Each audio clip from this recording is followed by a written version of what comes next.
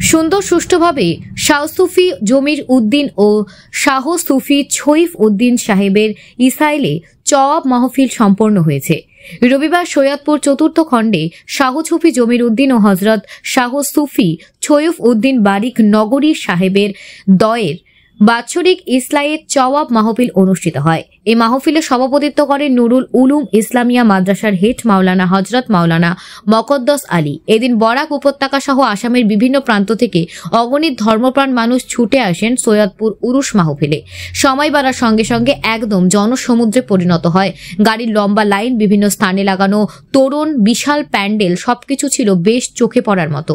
এদিন সকাল 8 ঘটিকায় কোরআন খতমের মাধ্যমে অনুষ্ঠানের শুরু হয়। তারপর ক্রমান্বয়ে ইসলামিক বিষয় ভিত্তিক আলোচনা করেন অতিথিরা। এরপর বিকেল 4 ঘটিকায় তরিকতের খতমে খাজে গান, মিলাদ, আখেরি, মোনাজাত ও শিরনি বিতরণের মাধ্যমে অনুষ্ঠানের সমাপ্তি ঘটে।